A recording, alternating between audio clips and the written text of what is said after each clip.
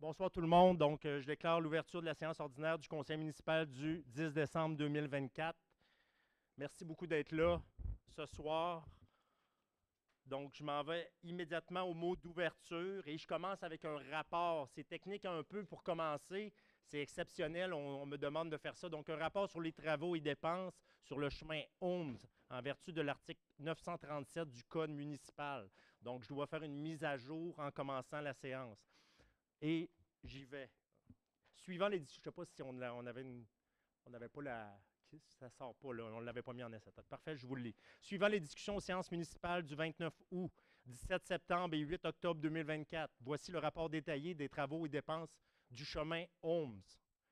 Suivant les pluies abondantes du 24 juin dernier, le service des travaux publics a reçu un appel d'urgence en matinée le 25 juin, comme quoi le chemin Holmes avait subi un affaissement. On est en juin ici. L'équipe s'est déplacée sur les lieux et a constaté qu'un ponceau transversal majeur le long du ruisseau Blackburn avait été endommagé. Dans les jours qui ont suivi, la municipalité a mandaté la firme HKR Consultation pour effectuer, une inspection approfondie du ponceau et élaborer une stratégie d'intervention temporaire et permanente afin de rouvrir le chemin le plus rapidement possible et en toute sécurité. Ce contrat s'élève à 70 000 et 56 sous, taxes en su. Entre le 3 et le 8 juillet, notre équipe des travaux publics a exécuté les travaux requis pour la réouverture temporaire du chemin. Le ministère de la Sécurité publique a aussi été avisé durant cette période, afin d'obtenir leur assistance financière dans ce sinistre. En parallèle, nous avons commencé rapidement à travailler sur la solution permanente. Nous avons comparé nos options, soit le remplacement par un autre ponceau ou le remplacement par un pont. La construction d'un pont a été la solution recommandée par notre consultant pour plusieurs raisons, notamment le coût, la durée de vie, la simplicité et la rapidité des travaux, ainsi que l'impact environnemental minime. Le 9 août, le Québec a été frappé par un événement de pluie diluvienne. Le chemin Holmes a été touché à nouveau à ce moment. Cette fois, un tronçon entier du chemin a été emporté par le courant d'eau. L'équipe des travaux publics s'est une fois encore mobilisée pour ouvrir de manière temporaire le chemin le 12 août. La même journée, nous signons un contrat de gré à gré au montant de 89 500 taxes en su pour l'installation d'un pont temporaire avec l'entreprise Pont Expert. L'installation du pont temporaire a été complétée le 15 août, donc 4 jours plus tard.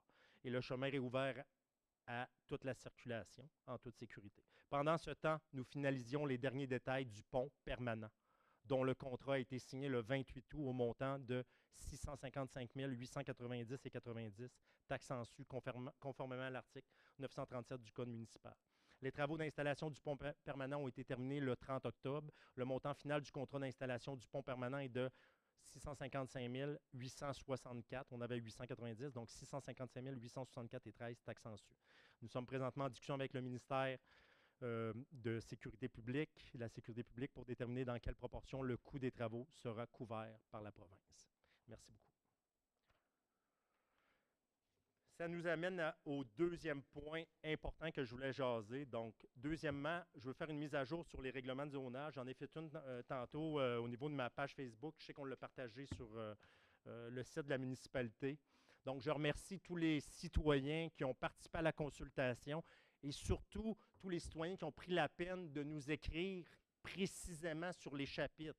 Je comprends que 19 chapitres, plus de 550 pages, ça peut paraître laborieux. Je suis tout à fait conscient de ça. Et c'est pourquoi notre équipe a fait un travail de synthèse pour ramener ça à 12 fiches descriptives.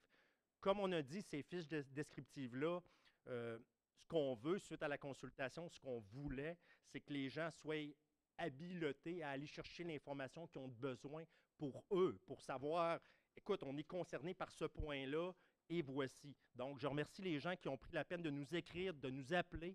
Il y a des rencontres de cédulés avec des groupes de citoyens. Donc, je vous remercie pour cela. C'est encore le temps de nous écrire. Donc, si dans le règlement de zonage, il y a un chapitre, il y a un élément qui vous chicote, personnellement, bien, soulevez la question. Présentement, c'est le temps de soulever les questions. C'est le temps de nous aiguiller. Présentement, le 650 pages peut paraître laborieux. Avant, on avait 150 pages. Sauf que mon équipe d'urbanistes, ce qu'elle dit, c'est beaucoup plus clair pour toutes les parties prenantes. C'est vrai qu'à la base, on lit ça et on se dit, hey, coudonc, ils ont rajouté des pages. Non, c'est pas ça. Le but, c'est que ça soit clair pour toutes les parties prenantes et surtout pour les gens qui vont appliquer la loi. Je vous dirais que pour toutes les parties prenantes, c'est très, très clair, mais surtout pour ceux qui vont appliquer la loi. Donc, il va y avoir des économies de sous, d'efficience à long terme.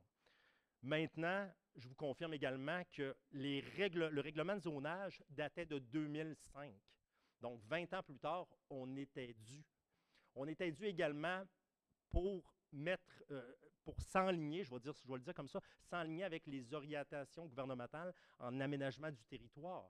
Okay, on était dû depuis 20 ans, mais encore plus avec les nouvelles OGAT qu'on appelle, les orientations gouvernementales en aménagement du territoire, qui ont été sorties par le gouvernement provincial dans la dernière année, dans les derniers mois.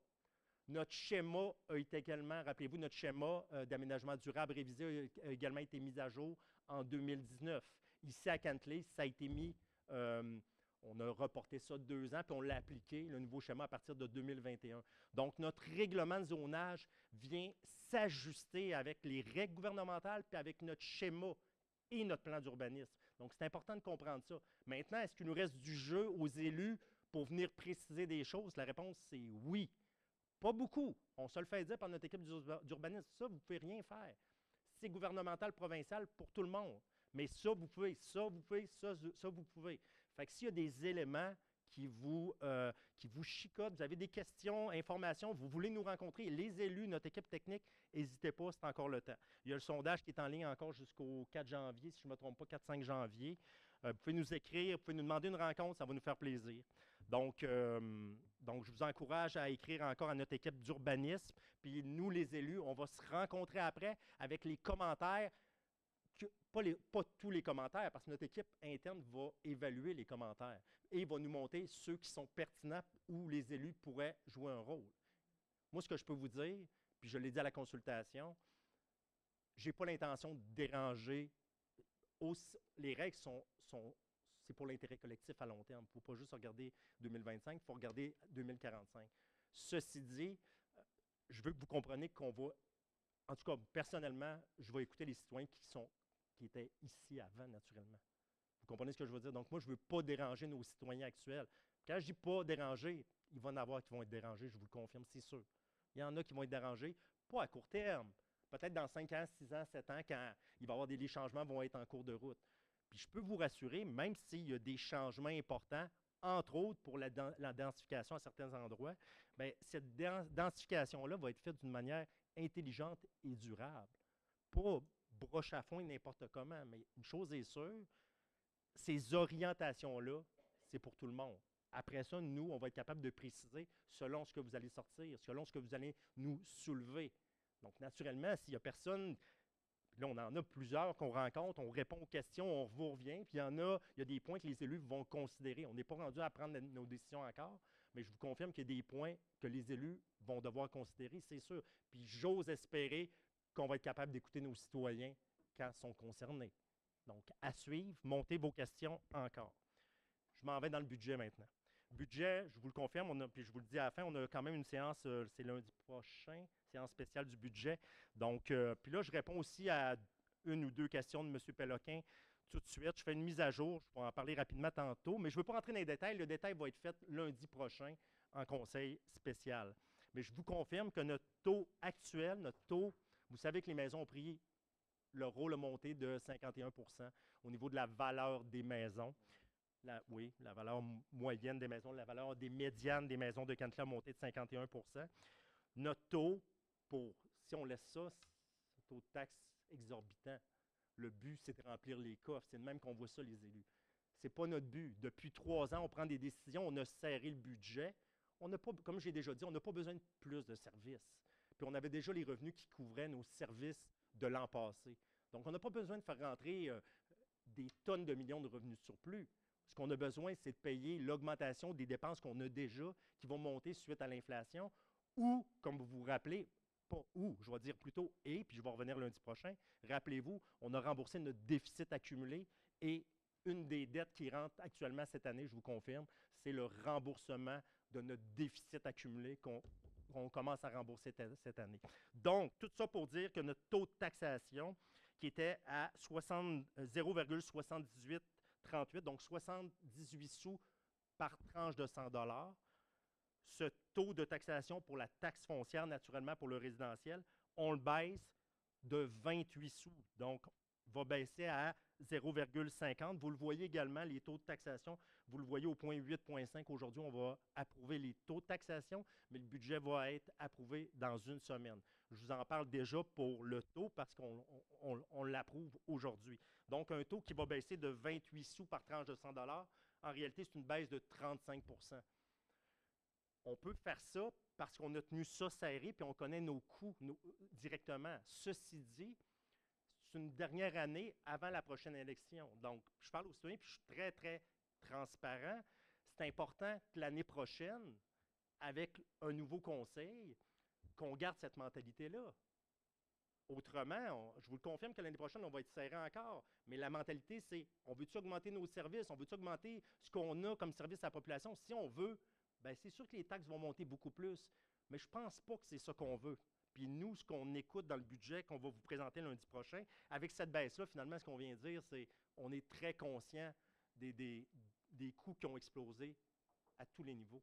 Vous comprenez ce que je veux dire? Donc, on vient vous écouter, je vous confirme que le taux global, le taux final, après une baisse de la tranche de 28 sous par tranche de 100 $, au bout de la ligne, une maison qui va avoir pris 51 % va augmenter le taux de taxation, le taux de taxe, votre compte de taxe va augmenter de 3,81 %. Ce montant-là inclut le remboursement de notre déficit qui équivaut, juste avec le remboursement, 3,4 %. Ça veut dire quoi? Ça veut dire que les autres dépenses qui ont monté, bien, ça équivaut à 3,4, il reste 0,41 %. Vous comprenez ce que je veux dire? Ça veut dire qu'on a continué de squeezer les dépenses. Mais on n'a plus bien de jeu, là. Donc, l'important, c'est de ne pas ajouter, puis là, je parle au prochain conseil, puis les prochaines années, de ne pas ajouter des choses ad vitam aeternam. Autrement, on va dans les poches du citoyen. C'est important de le comprendre. Donc, l'augmentation pour le déficit, c'est cette année que ça rentrait. C'est une première augmentation. L'année passée, on avait seulement les intérêts. Cette année, on rembourse et le capital et les intérêts. Donc, un 3,4 qui est monté avec ça, juste avec ça. MRC, 2,8 %, les coûts d'inflation de base, etc. Au bout de la ligne, sommairement, c'est 3,84. Ce qui inclut le 3,4, ça inclut les règlements d'emprunt, ça inclut les intérêts, ça inclut tout, je vous le confirme. Vous pouvez préciser, M. Parent, si vous voulez préciser des choses. La seule chose que ça n'inclut pas, c'est les taux réglementaires sectoriels. Ceux qui auraient fait paver leur rue, ils ne sont pas dans le 3,81 %. Juste ceux qui ont des taux sectoriels. Mais ces taux-là sont fixes pour une période du nombre d'années, à l'exception des taux d'intérêt qui peuvent varier. Ce taux-là, on ne l'a pas contenu. On a tenu compte de la facturation globale du citoyen général. Donc, M. Parent, ce qui parle, c'est vraiment quand les citoyens se mobilisent pour leur rue asphaltée. Donc, naturellement, il y a un règlement d'emprunt pour les gens concernés là, mais il y a une portion pour l'ensemble de la population également, je tiens à le préciser.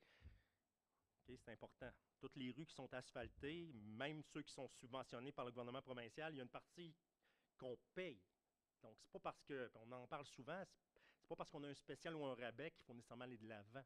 Il faut quand même débourser des fois une partie des coûts. Donc, le budget 3,81 %, je vous le confirme, ça comprend le 3,4 % du remboursement du déficit et toutes les autres dépenses, moins s'il y a des dépenses qui vous concernent seulement dans vos quartiers. Donc, on rentre là-dedans beaucoup plus en détail lundi prochain, je vous le confirme. Je m'en vais sur cela à la guignolée des médias. Donc, excellent. On a ramassé grande guignolée des médias organisée par le Grenier des Collines. Donc, on était ici. Dans les 4 coins, on a ramassé, je pense, 6 000, 6 500. Puis, c'est notre groupe qui a ramassé plus ici à Kentley. Donc, je remercie les citoyens. C'est pas le but, là. C'est tout le monde pour la même cause. Mais ici à Kentley, on a ramassé, je vous dirais, facilement 40 % de la cagnotte, là. Donc, merci beaucoup de votre super participation. J'étais au coin des rues. Puis, je vous confirme que les gens étaient très, très, très, très généreux. Merci beaucoup. Brico Noël, donc 2 petites invitations également. Donc, Brico Noël à l'espace culturel, donc pour les jeunes, j'imagine, le 14 décembre. Et bingo musical avec le petit café ici le 15 décembre. Cela met un terme à mon mot d'ouverture. Ça nous amène à la période de questions immédiatement. Donc, je vais répondre. C'est moi qui est. Oui, je suis là. Excellent. Donc, je vais répondre aux questions que j'ai reçues. Tout d'abord, M. André Poliquin. Monsieur Poliquin demande: j'aimerais savoir le plan de match du conseil municipal pour aider les citoyens à payer leur compte de taxes suite à l'augmentation moyenne de 50 des évaluations pour le prochain 3 ans. Est-ce que la municipalité prévoit baisser son taux de calcul pour amortir cette hausse de 50 sur 5 ans? Donc, oui, monsieur Poliquin, le taux va baisser de 0,78 à 0,50, soit une baisse de 35 Donc, le nouveau taux de 50 sous fois la valeur va vous donner votre compte de taxes, qui devrait avoir augmenté de 3,81 si vous avez une hausse de votre maison de 51 Si votre maison a été, la hausse est plus basse que 51 vous allez avoir moins que 3,81.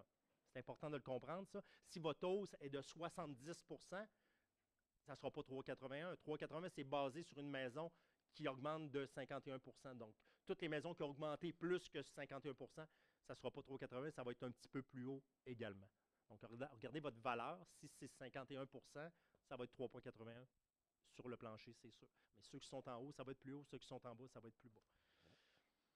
J'espère que j'ai répondu à votre question, M.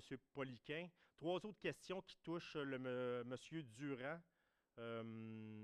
Donc, monsieur, il nous parle de les nombres d'employés équivalents à temps complet début d'année aujourd'hui. Monsieur Durand, je pense, avait parlé avec l'équipe interne et avait accepté que les questions techniques soient répondues en séance du budget. Mais il voulait qu'on pose des questions, donc je pose des questions. Monsieur Durand, en date du 30 novembre, les dépenses d'immobilisation réalisées correspondent au PTI adopté. Dans le fond, ce qu'il demande, c'est est-ce que les dépenses d'immobilisation correspondent au PTI adopté au budget? Je vous confirme que ce qu'on a adopté, compte tenu de la situation, ben, on a mis ça de côté quand même, grosso modo, naturellement. Ceci dit, quand on reporte des améliorations, surtout pour les chemins, je tiens à le dire, on fait juste reporter au prochain conseil. Donc, c'est important, puis c'est ce que je demande à mon équipe, de soulever la liste des rues par priorité, puis que ça soit mis sur 5 ans, 10 ans, 15 ans, 20 ans, qu'on ait un plan d'attaque, puis que les rues ne soient pas toutes changées sur un même conseil. Ça, c'est important aussi. Sinon, ben, soit on vide nos surplus, comme on a fait par le passé, soit on augmente nos taxes. Vous comprenez ce que je veux dire? Donc, j'espère que c'est clair, M. Durand. Donc, deuxième question. Les 2 autres questions, ça a rapport avec des employés. Donc, le nombre d'employés équivalent temps complet en début d'année et aujourd'hui. Donc, début d'année, fin d'année. La situation d'encadrement hiérarchique du service des travaux publics et le nombre d'équivalents temps complet au début d'année et aujourd'hui. Donc, il demande un peu, dans le fond, la variation de la main-d'œuvre pour certains secteurs. Ça va être précisé au prochain conseil. Pas au prochain conseil, mais au conseil extraordinaire de lundi prochain. Dernière question, M. Lavigne. M. Lavigne nous dit: M. Lavigne a participé comme bénévole pour les patinoires l'année passée, beaucoup d'heures bénévoles, et il nous dit: j'aimerais poursuivre ce bénévolat de nuit avec mes concitoyens. Est-ce que les équipes de travaux publics peuvent nous aider à s'impliquer afin d'en faire profiter à tout le plus rapidement possible? Je vous confirme, M. Lavigne, assurément. J'ai toujours dit des belles patinoires, puis j'écoutais Gatineau, c'est pareil. Quand il y a des bénévoles qui se mobilisent, les patinoires sont incroyables. Pareil pour les terrains de jeu, pareil pour les glissades. Puis quand on est rentré il y a 3 ans, on a fait appel aux citoyens. Donc oui, M. Lavigne, on fait appel aux citoyens. Je vous le confirme que quelqu'un des travaux publics va entrer en contact avec vous. Et je lance d'ailleurs un appel à tous les citoyens et citoyennes. Donc s'il y en a qui veulent participer bénévolement participer au déneigement des patinoires, au glaçage, peu importe l'apport dans la municipalité, que ce soit sur les surfaces glacées que je viens de dire ou autre chose, n'hésitez pas. Merci beaucoup. Donc, merci, M. Lavigne. Oui, quelqu'un va communiquer avec vous sans faute. Je vous le confirme. Donc, on avait 3 questions. Ça met un terme aux questions. À vous la parole.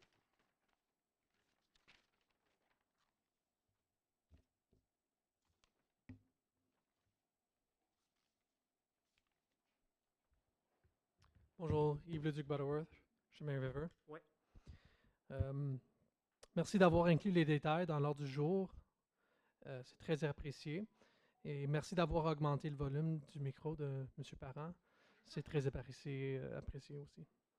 Je voudrais savoir, avec la séance qu'on a eue, est-ce qu'une liste consolidée des préoccupations et des recommandations va être créée pour que le monde voit qu'est-ce qui a été donné comme point et s'ils vont être inclus, comment ils vont être inclus et si ceux qui vont être qui ne vont pas être considérés, pourquoi ils ne vont pas être considérés. Euh, on va noter ça pour le moment. C'est juste qu'il y a beaucoup de choses.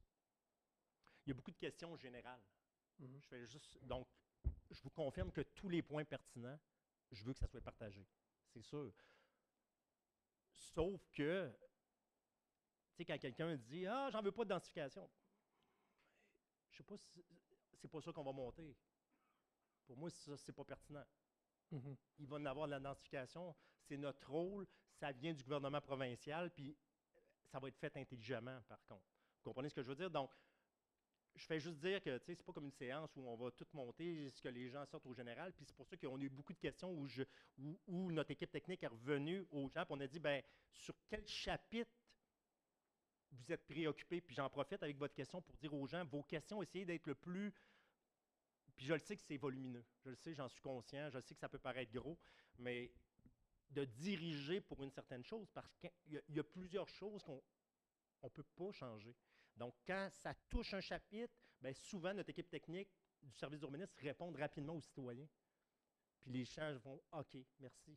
Mais tout ce qui est pertinent, tout ce qui peut être changé par les élus, ça va me faire plaisir de le monter. À place de répondre individuellement aux personnes, il y en a plusieurs qui ont des craintes de densification. On s'est déjà parlé de ça. Oui. Si toutes ces craintes-là sont dans une place publique où ce que le monde peut aller voir, ça c'est la réponse officielle, puis c'est public, à place de répondre individuellement. Est-ce que c'est possible de faire ça? Parce que je sais qu'il y en a beaucoup qui ne sont pas actionnables. Une explication, c'est bon, mais il y a beaucoup d'autres choses que j'aimerais savoir c'est quoi les résultats de ces recommandations-là. Je pense aux Mobilo puis aux recommandations d'identité de Cantley. On a fait beaucoup de recommandations, mais on n'avait pas vu qu'est-ce qui est arrivé avec toutes ces recommandations-là. Ça, c'est qu'est-ce que j'essaie de demander avec la consultation publique. Bien, je vous confirme que là, on a fait une consultation. Là, M. Parent, vous me reprenez si je m'égare dans le cheminement.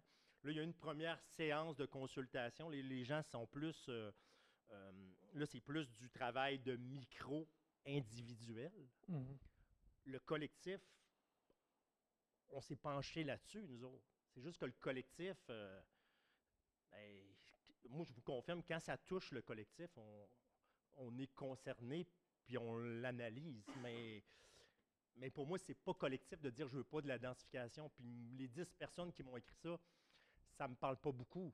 Mais quand ils me disent hey, je densifie cette zone-là, telle place, ça, c'est ma ligne de citoyen, je suis là depuis 20 ans. Vous comprenez ce que je veux dire? Là, c'est beaucoup plus détaillé, mais les grandes règles de la densification, c'est ça qu'on. Je ne parle pas juste de densification. Non, Il y je avait comprends, mais plusieurs nommez-moi choses. des exemples. Moi, ce que j'ai vu, c'est en médias sociaux, j'ai vu beaucoup de désinformation, puis j'ai vu des gens inquiets, général. Mais ces gens-là, quand ils nous ont écrit, ben, ils ont écouté les questions techniques, puis c'est pas politique, là. Je veux dire, c'est vraiment service d'urbanisme. C'est une spécialisation qu'ils ont, puis ils sont en mesure de répondre. Mais tout ce qui est pertinent, assurément, ça va nous faire plaisir de le monter en temps et lieu. Est-ce qu'il est censé avoir une autre séance pour dire les changements à gauche, à droite? Je ne sais pas de quelle façon ça va le prendre. Moi, je vous dis, ce que je peux vous dire, monsieur, c'est qu'on va entendre les commentaires qui vont être montés de nos services. Pour le moment, on voit les courriels rentrer, nos services répondent, puis on a des rencontres. Fait que quand on va être rendu à prendre nos décisions, l'équipe technique va monter les points. Quand on va se rencontrer, on va se parler entre nous autres pour voir de quelle façon ça peut être redonné ou communiqué avec les citoyens par la suite. Mais je ne vais pas m'avancer ici ce soir. Là. Je ne veux pas changer le processus avec des dates précises. Là. Je ne sais pas si vous avez quelque chose à ajouter par rapport à ça. Mais tous les points pertinents qui touchent l'intérêt collectif, assurément. Mais je veux dire, que je vous donne un exemple. On rencontre 5-6 citoyens demain. Je vous donne un exemple, demain, après-demain, peu importe. Bien, ces citoyens-là se mobilisent pour des changements qui les touchent. Donc, c'est sûr qu'on ne va pas monter ça, mais on va répondre à leurs questions. On va essayer de les sécuriser dans leur raisonnement le plus possible. Puis, quand on va les rencontrer, on va noter tout ce qui est pertinent, naturellement. Puis, s'il faut changer certaines choses dans le règlement, je veux dire certains éléments du règlement de zonage qui est très, très volumineux, certains qu'on peut changer, on va le faire, puis ça va nous faire plaisir de l'expliquer. Tout changement qu'on va faire, je m'attends à ce qu'on les explique. Mais les changements qu'on ne fait pas parce que le conseil juge que c'est pas pertinent, on peut vous sortir une liste, là, ça ne me dérange pas. Mais J'apprécierais. on pourrait noter ça. Tant qu'à moi, c'est pas bien plus long de mettre les mettre sur une feuille. Là. En tout cas, je ne veux pas m'avancer. Je sais que notre équipe est quand même très occupée à l'interne. On a une petite équipe, mais je pense que toutes les demandes qui rentrent, on pourrait les mettre de côté, puis on pourrait les. Je vois pas pourquoi on ne pourrait pas les faire circuler quand même après. Mhm. Je vais te dire demain. Si vous me permettez, Oui, Monsieur le maire, allez-y. il y a déjà un document là, qui a été fait par la firme Wells qu'on a mis disponible sur le site Internet avec les premières. On a reçu 87 ou 97 questions des citoyens. Et ça, puis il y a un résumé qui a été fait par la firme. Ça, c'est déjà disponible. C'est sur candy.ca? C'est sur quintley.ca dans la partie. L'idéal, là, quand vous allez terminer, vous pourrez demander à la personne en arrière de vous, elle va pouvoir vous répondre mieux que moi. Ouais, mais sur ce quintley.ca, dans la section urbanisme. OK. C'est là depuis le 5 décembre, je crois. Là. Le lendemain de la fermeture de la consultation qu'on a réouvert, c'est les premiers éléments. Là, on l'a continué jusqu'au mois de janvier. Il y aura la deuxième série de commentaires. Si les commentaires sont redondants, on ne le marquera pas, mais si des nouveaux commentaires, on va l'ajouter en fonction de ça. OK. Merci beaucoup. Merci. Y avait-tu des questions en ligne, Joanne? Non, parfait. Non, mais moi, je me suis répondre depuis le début. En séance extraordinaire, je peux pas. Merci. Bonsoir. Alexandre Kahn, Rue Hamilton. J'aimerais, question pour le maire, à propos de vos propos dans le lowdown il y a une couple de semaines, à propos des droits acquis du Mont Lorne. Mais je veux dire, ma question est plus, pas juste le Mont Lorne, mais en général. Vous avez dit que vous avez les mains liées par rapport à ce qui est une résolution du conseil précédent. Et vous avez cité un chiffre de 70 millions de dollars. OK, donc vous ne l'avez pas dit, le 70 millions? OK. Donc le chiffre n'est pas un vrai chiffre? OK, ouais, OK. Je veux dire, c'était dans le journal, là. Fait Oui, non, c'est on ça. en parle pas mal. Puis le lowdown, ils ont beaucoup de changements de journalistes au lowdown. Donc, ils reviennent sur les dossiers passés. Donc, le nouveau journaliste voulait une mise à jour du dossier. Puis moi, ma mise à jour, ça a été, ben, il n'y en a pas de mise à jour à faire. Il n'y a pas eu de changement. Et je dis la même affaire que j'ai dit quand on est rentré. Il y a eu des droits acquis de données. On a reporté le schéma. Et ça suit son cours. Puis les gens concernés par les droits acquis sont en train de faire leur devoir. C'est ça pour le moment. Donc, ça n'a pas changé depuis 2 ans et demi. On est toujours en attente de recevoir des présentations de projets finales ou non. Mais il y a des va-et-vient avec notre équipe d'urbanisme, assurément.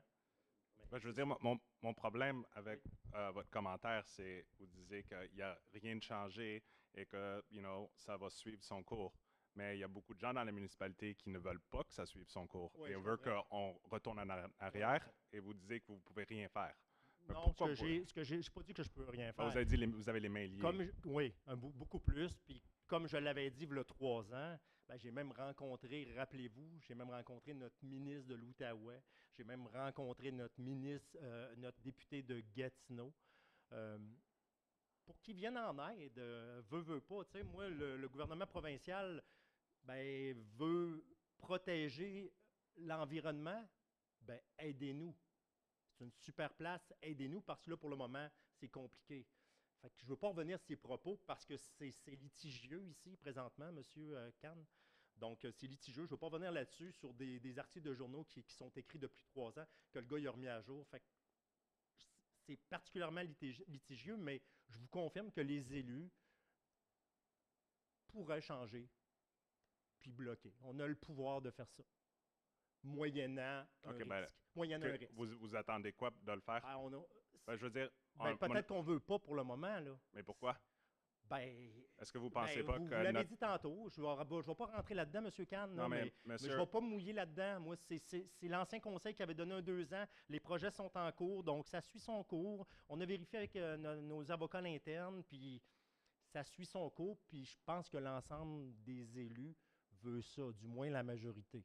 C'est ce que je peux vous dire. Mais je veux dire, si on accepte que des projets vont de l'avant, potentiellement, qui vont contre les grandes directives du gouvernement provincial, qui vont contre les nouvelles règles de la MRC, pour moi, ça, c'est du développement broche à foin que vous avez dit au début, Oui. que vous avez garanti à tout le monde que c'est pas ça qui va arriver à Cantley. Là, c'est ce qui est en train d'arriver ou ce qui va arriver, et vous avez la chance de changer ça. Et moi, j'ai l'impression que tu es comme, bah, ça ne nous tente pas de rien faire. Vous pouvez le prendre comme vous voulez, M. Kahn. Je ne vais pas rentrer là-dedans. Je ne sais pas si quelqu'un d'autre a autre chose à dire. Écoutez, j'entends ce que vous dites, mais moi, j'ai plusieurs chapeaux à considérer. Puis je vois ça, mais je vois d'autres choses aussi. Puis. Monsieur le maire, vous êtes tout. extrêmement vague dans vos propos. Genre, d'autres choses, oui, d'autres chapeaux. parce que c'est litigieux, M. Kahn. Quand c'est litigieux, quand il y a un risque, vous comprenez, moi, ça va me faire plaisir de vous rencontrer en tête à tête pour vous parler de ça, mais là, c'est public, tout le monde entend ce qu'on dit, donc, puis ça a déjà été dit d'un conseil précédent, on répète les mêmes choses, vous me faites répéter présentement, là, j'ai dit exactement les mêmes choses sur les conseils précédents, vous irez voir d'un conseil qu'on est rentré en poste, c'est exactement la même situation, et là, on reprend un journal du Lowdown qui publie un article sur de quoi de passé il y a 3 ans. On oublie le lowdown. Si je veux dire tes propos dans le lowdown, oui, tu ne veux pas rester à côté, mais c'est plus la question de pourquoi est-ce que vous et le reste du conseil ne prennent pas action. Bien, pour un budget de 20 millions, moi, je trouve ça pas mal risqué d'aller. Tu sais, je veux dire, vous comprenez ce que je veux dire? Un budget de 20 millions, OK. Je veux dire, c'est quoi le risque? Je ne vais pas m'ouvrir sur un risque de poursuite énorme. C'est ce qu'on appelle un risque d'affaires dans les entreprises. Un risque de poursuite n'est pas la même chose qu'un risque de devoir payer des dommages. Je ne veux pas parler ici. J'entends ce que vous dites. Puis ça, cette pression-là aurait peut-être dû être faite avec l'ancien conseil quand ils ont décidé de reporter de 2 ans. OK, mais l'ancien conseil n'est plus là. Je comprends. Donc la pression, elle se fait maintenant. Je comprends, M. Kahn, mais moi, aujourd'hui, la décision est prise. On a donné ces 2 ans-là, puis on a d'autres chapeaux à porter. Je vais m'arrêter là, puis je vais donner la parole aux autres élus s'ils veulent parler. Bien, il y en a 2 qui étaient sur l'ancien conseil, peut-être qu'ils peuvent préciser. Je ne sais pas, mais vous comprenez? Donc, on est certes là-dedans dans ces décisions-là. Moi, je vous dis, la décision qui est logique pour moi, qui a plusieurs chapeaux, j'imagine que les autres élus ont leur mot à dire aussi, ce qui est le cas. J'ai déjà parlé à tout le monde ici. C'est juste vous autres, pour ça, que je voulais en parler maintenant. Mais ça a l'air que vous ne voulez pas en parler, ni développer Cantley comme ça du sens. Je vous ai entendu avant dire à M. Butterworth qu'on n'a aucune chance. Like, tu ne veux rien entendre du monde qui dit on ne veut pas de densification parce que ça vient du gouvernement provincial. Mais l'impression que j'ai en ce moment, c'est que quand ça vous convient, les directives du gouvernement provincial, bien là, il faut suivre. Quand ça ne vous convient pas, bien on dit qu'on n'a rien à dire et on ne peut rien faire. Puis ça, je trouve ça un petit peu dommage. C'est votre impression? Et l'impression de beaucoup de gens. C'est votre impression? Parfait. Merci, M. Kahn. Je ne sais pas s'il y avait quelqu'un d'autre qui avait... Oui. Je veux dire quelque chose. Bon, merci pour la question, M. Kahn. Je pense que c'est une question intéressante et puis importante. En fait, je comprends que vous nous dites que peut-être ça ne vaut pas la peine de tenir compte du risque de poursuite judiciaire. Et je pense que tout risque doit être considéré. Maintenant, quand le maire parle de que c'est en litige, ça on le sait, puis que ça suit son cours, parce que je pense que c'est important qu'on laisse les dossiers suivre leur cours, parce que il y a des questions justement environnementales.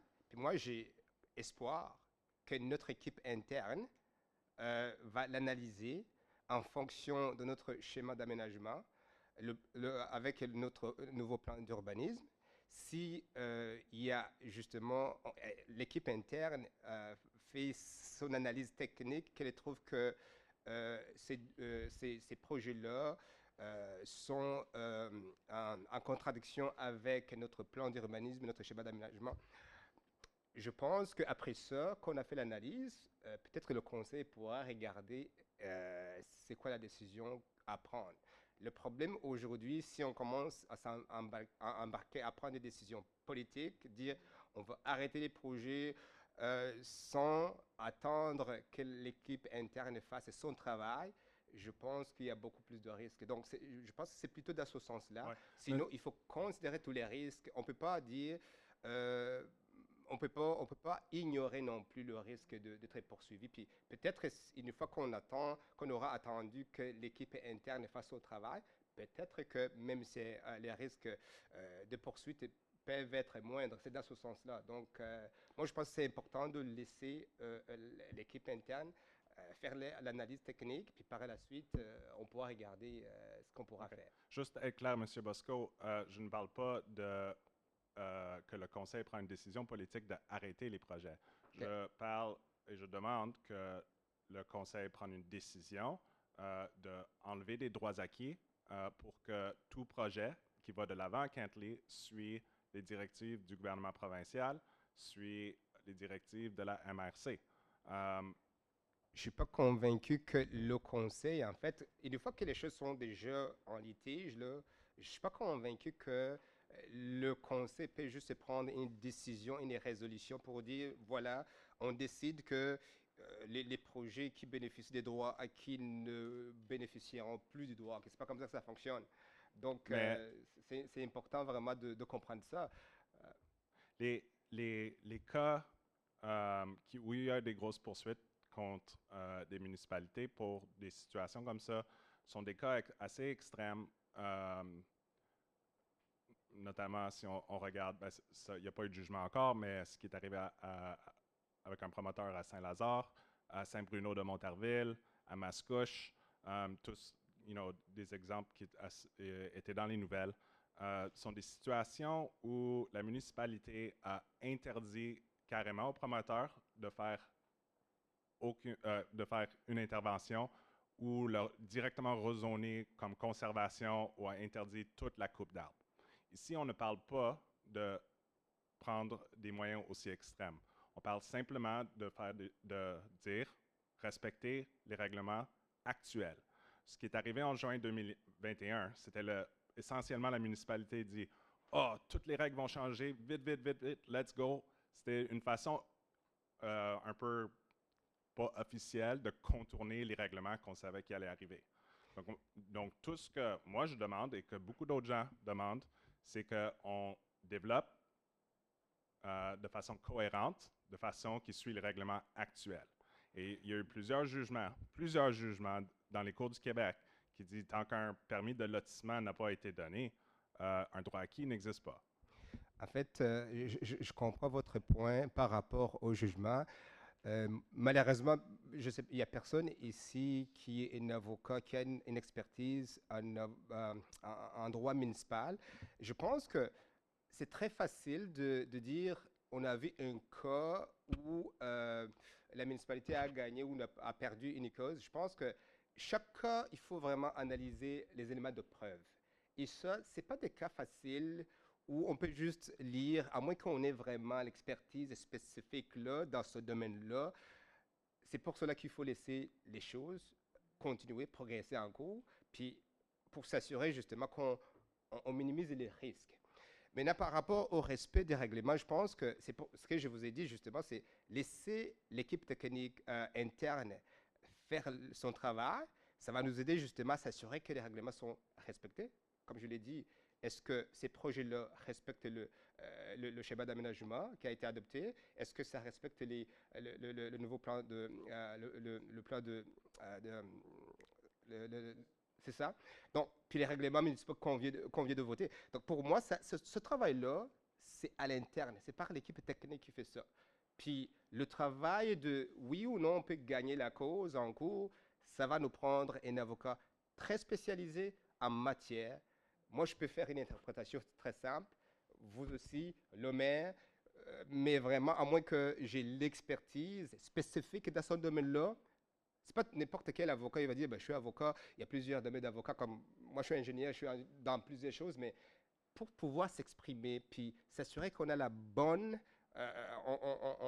on défend bien le dossier, je pense qu'il faut laisser les personnes qui ont les habiletés, les compétences techniques spécifiques dans ce droit-là qui pourront nous aider. Puis avec ça, ça pourra nous aider à minimiser le risque, même si on prenait une décision qui favorise pas nécessairement l'une ou l'autre partie. C'est comme ça que moi je vois ça. Merci. Très bonne réponse. Merci, M. Kahn. Oui, Mme Bellil. En fait, l'article du Lowdown m'a ramené ce grand sujet de discussion aussi quand je l'ai vu passer. Disons que ça fait plusieurs fois que je questionne à ce propos et qu'on me répète justement que c'est un processus qui a été enclenché, qu'on a les mains liées, qu'on va juste s'assurer dans le fond que les projets soient faits de façon le plus respectueusement possible en accordant le droit acquis. Ceci dit, je pense qu'à la base, il faut comprendre que lorsque les droits acquis ont été donnés par l'ancien conseil, il y avait une volonté, dans le fond, qu'il y ait des dépôts de projets qui puissent se faire avant les changements réglementaires, parce qu'on savait qu'il allait y avoir un changement de zonage, que l'ouverture de rue ne serait plus permise, et que maintenant, ça allait durer touristique. Donc, ce genre de projet-là n'allait plus être possible.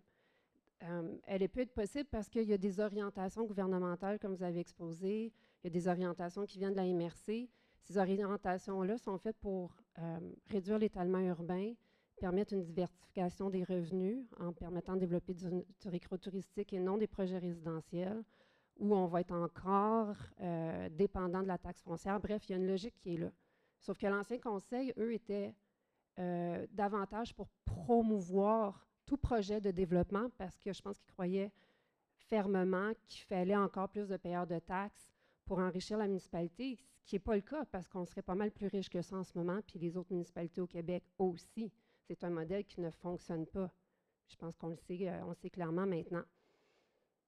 En ce moment, nouveau conseil, non, ça ne bouge pas. Ça ne bouge pas parce que les droits acquis ont été donnés. Ça ne bouge peut-être pas aussi parce que la vision est peut-être similaire, pas généralisée au conseil, ce n'est pas la mienne, mais c'est peut-être ce qui domine encore aujourd'hui. Donc, ça dépend de la volonté politique aussi d'aller voir plus loin ou de juste dire, ben, il est trop tard, on va laisser les choses aller. Donc, en ce moment, je pense que ça reflète la situation actuelle, grosso modo. Mais je vais continuer à travailler là-dessus de mon côté. C'est déjà ce que je fais. J'ai encore soulevé des questions récemment. J'attends des réponses. Merci. Questionnement-réponse, ça va? Cool. Merci, M. Kahn. Ouais, s'il n'y a personne d'autre, j'aimerais juste demander une petite question un peu par rapport. J'ai lu les nouvelles orientations du gouvernement provincial sur les lois sur l'aménagement. Récemment, la MRC elle a annulé sa consultation publique pour un changement de règlement pour pouvoir réviser ses propres règlements. Est-ce que ces nouvelles orientations vont impacter les règlements de Kentley sur le zonage de lotissement, permis certificat qu'on a pour qu'il y ait les avis de motion aujourd'hui? Est-ce que vous parlez de la rencontre qui était prévue le 11 décembre, je pense, qui a été reportée? Oui. Oui, ça, c'était, si je ne me trompe pas, cette rencontre-là, c'était pour le schéma d'aménagement pour la municipalité de Val-des-Monts. C'était précisément, je suis sur le comité dans la séance de... C'était à Val-des-Monts, la consultation publique. C'est sur le parc industriel de Val-des-Monts, précisément. C'était sur un règlement de la MRC, précisément. C'est ça. Je suis à cette consultation-là qui a été reportée.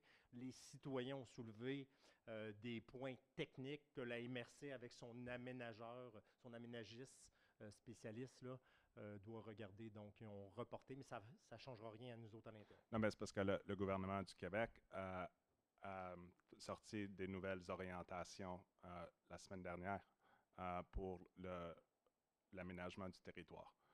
Des orientations que la MRC doit suivre et donc les municipalités.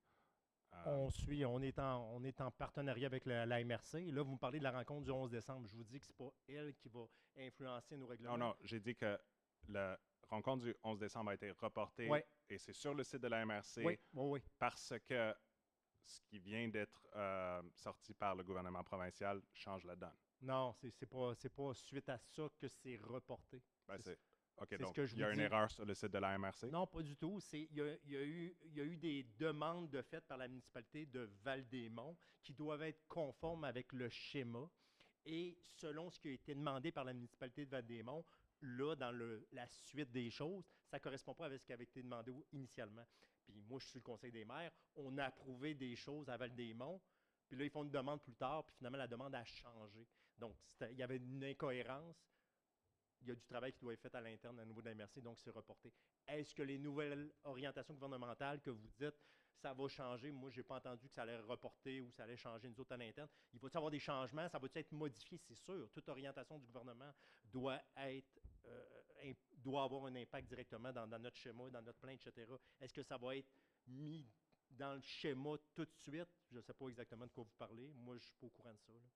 Une nouvelle règle gouvernementale, oui, Mme Bélisle, si vous voulez préciser. En fait, j'en avais entendu parler à travers nos rencontres du comité environnement. Les nouvelles orientations gouvernementales sur l'aménagement du territoire vont amener des changements réglementaires aussi. Là, il y en a deux. Il y a le RAFI, qui est le règlement sur l'encadrement d'activités en fonction de leur impact sur l'environnement, puis un règlement aussi là, en lien avec les milieux humides et les milieux hydriques. Donc, par la suite, nos employés en environnement vont récupérer ces règlements-là, puis les mettre en concordance avec nos règlements. Donc, c'est sûr qu'il va y avoir des changements parce que c'est des orientations gouvernementales. Où est-ce que ça va être placé dans tous nos règlements d'urbanisme? Ça, je ne sais pas. Ça va être probablement ici et là où ça va bien s'insérer, mais il va y avoir une concordance qui va être nécessaire. Puis, ce que j'ai entendu, c'est qu'ils devraient travailler sur ces changements-là au courant de l'hiver. Mais je ne sais pas quand on va adopter ces nouveaux règlements-là. OK. Parce que la raison pourquoi je le dis, c'est possible que certaines orientations vont requérir des changements de zonage, peut-être dans les morceaux de secteur. Et c'est assez compliqué, je parle des changements de zonage. Donc, comme on va être en train de le faire maintenant, ça serait peut-être une bonne idée d'en profiter puis juste assurer s'il y a des changements faciles qu'on peut faire, de ne pas devoir répéter le processus l'année prochaine et engendrer plus de coûts et, administration et tout ça. C'est ça. Anyways. Assurément. Oui, vas-y, allez-y, M. Parent. Toute notre réglementation est sujette à révision par la MRC. Okay. Les MRC sont en train de valider les documents qu'ils ont entre les mains, les documents, moi j'appelle ça brouillon, parce qu'on va les bonifier, mais ils ont déjà ces éléments-là. Mme Bélisle parlait du RAFI et ces choses, mais c'est des règlements subséquents, ce n'est pas les mêmes règlements qui sont là, c'est des règlements qui sont supplémentaires à ça. Effectivement, il va peut-être avoir des impacts sur le schéma ou sur les choses, mais ça va être des règlements de concordance, mais on ne pourra pas les faire immédiatement. On va essayer de certaines choses qu'on va les faire immédiatement, mais d'autres, c'est clair que ça va être fait sur une période de 2 ans. Parce que le RAFI, c'est une longue période. C'est pas juste demain matin. C'est une longue période d'implantation. Fait que oui, ça va être regardé. Oui, on va rentrer certaines choses immédiatement dedans. Je me souviens d'une chose particulière là, pour les terrains agricoles. C'est déjà dans les plans qu'on vous a déposés. C'est déjà là. Mais l'ensemble est validé par la MRC. Fait que oui, il y a certaines corrections qui vont être faites, mais il y en a d'autres qui vont être à venir. Parce que le RAFI n'est pas encore clair et même pas encore. Les gens comprennent.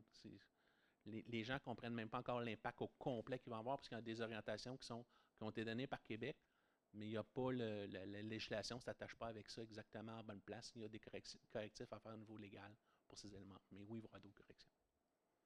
Parfait, merci. Merci, M. Kahn.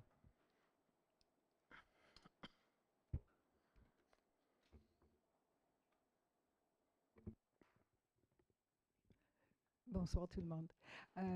Moi, je voulais juste faire la suite de la première. Votre nom. Oh, non, votre nom, madame. Oh, excusez-moi, Suzanne Pilon. Je m'excuse.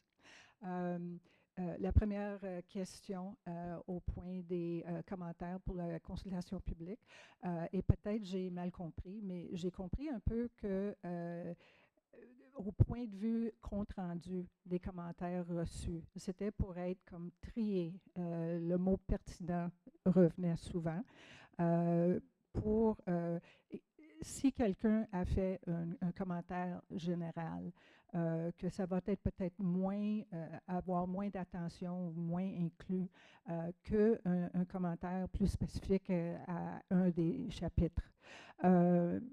J'ai déjà eu l'expérience à même rédiger ce genre de rapport. J'ai été impliquée dans les consultations publiques. J'ai écrit des rapports, des sommaires, des commentaires reçus. Puis je veux juste dire qu'il y a toujours une valeur à, dans le fond, inclure tous les commentaires, mais on fait un sommaire. Je vais donner un exemple. Si quelqu'un dit « Je suis très préoccupé par des problèmes de bruit », surtout avec certains usages près, disons commercial ou industriel ou autre, ou comme des lumières, des commerces près de la maison.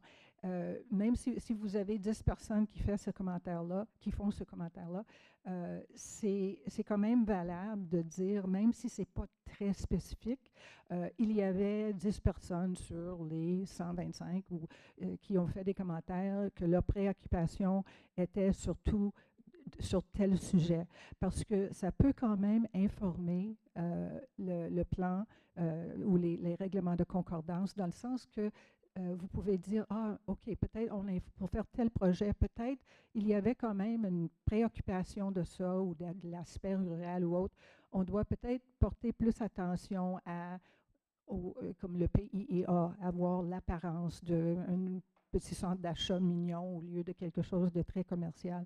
Donc, je voulais juste, dans le fond, questionner pourquoi faire le tri de commentaires pertinents, parce que quelqu'un qui a pris le temps même d'écrire un commentaire général exprime quand même leur préoccupation pour leur municipalité et leur qualité de vie. Et ça peut être inclus et informer les règlements et vos orientations politiques quand même. Donc, c'était juste pour partager cette expérience-là de ne pas faire trop le tri, parce que aussi, si on a l'impression qu'on oublie carrément certains commentaires parce que la personne n'a pas les connaissances ou l'orientation pour pouvoir prendre un document de 536 pages ou de 100 quelques pages, le sommaire que Urbanisme a fait, et se trouver à l'intérieur de ça, ça ne veut pas dire qu'ils n'ont rien de valable à contribuer au processus. Donc, les gens qui prennent la peine d'écrire, je pense qu'ils méritent d'être au moins, avoir leurs commentaires, même d'ordre général, inclus avec les autres. En tout cas, c'était ça ma contribution. J'espère que ça aide. Je pense que M. Parent avait précisé là, tout ce qui avait été dit au niveau de la consultation. Je n'étais pas au courant qu'il y avait une page avec toutes les informations qui ont été... les gens ont pu écrire. Pour le public, l'information est globale et synthétisée pour le moment, mais vous avez tout reçu, vous et le service d'urbanisme, toutes les questions, tous les commentaires, aussi importants qu'ils ne peuvent pas l'être. La dame en avant qui animait parlait du mot ville, puis on est une municipalité. Fait que quelqu'un écrit, on n'est pas une ville, on est une municipalité. Le commentaire est là. Ça n'a pas rapport avec la situation, mais tout est indiqué. Tout est marqué dans le document de ce élément-là. Une des choses que j'ai dû faire, parce que c'était une grosse consultation au niveau provincial, donc encore comme un niveau plus... c'était de résumer, de pouvoir regarder tous les commentaires puis dire, OK, on a tous les commentaires, mais on ne veut pas noyer, vous, le service d'urbanisme non plus, dans beaucoup de détails. Donc, c'était de créer comme des catégories de commentaires. À l'intérieur, on peut résumer qu'à l'intérieur de telle grosse préoccupation, il y avait 3 volets, mais toujours comme pour les inclure, mais pas nécessairement.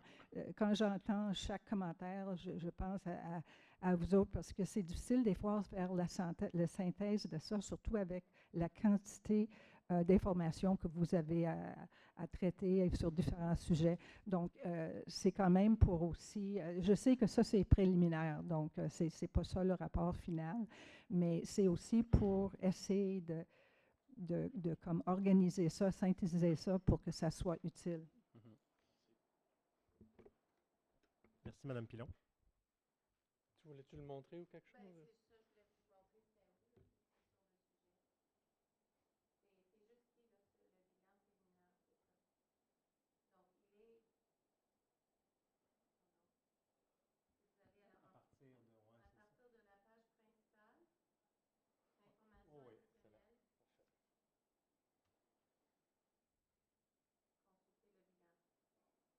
Merci, Joanne. Merci, Yves Leduc Butterworth, Chemin River. Quels travaux routiers sur l'agenda du jour, l'ordre du jour, quels travaux routiers sont en fait de l'entretien, c'est-à-dire maintenir l'état même, au même niveau d'utilisation, augmenter sécurité, et quels sont des travaux qui sont pour faciliter le développement ou des travaux, des projets à venir? Est-ce qu'il y a les taxes qu'on voit là, qui sont pour faciliter le développement. Il y a beaucoup de taxes pour... je ne me rappelle pas le numéro, excuse, mais il y a beaucoup de taxes comme un rond-point, on va faire un rond-point, on va élargir, etc.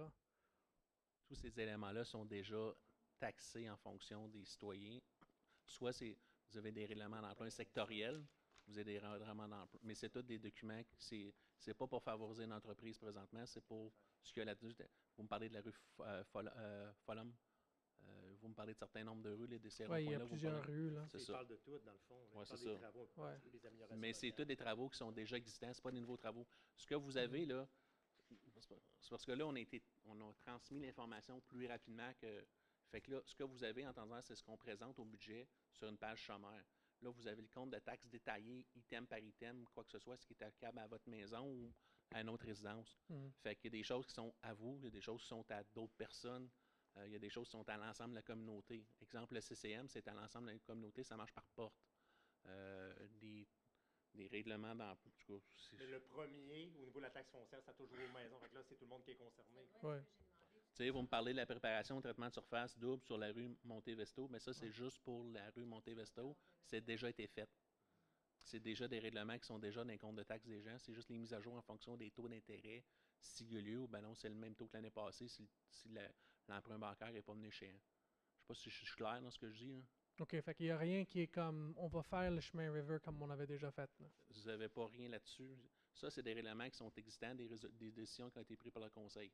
OK. Vous avez le taux général de taxation qui, lui, va arriver. La présentation va être faite au Conseil la semaine prochaine au budget. OK. Merci beaucoup. Juste pour vous avez mentionné le chemin River, mais les travaux qui ont été faits, c'est des travaux d'entretien qui étaient prévus au calendrier du service des travaux publics. Là. Il n'y avait rien de nouveau vu le projet. C'était des travaux qui étaient prévus au calendrier. Hein.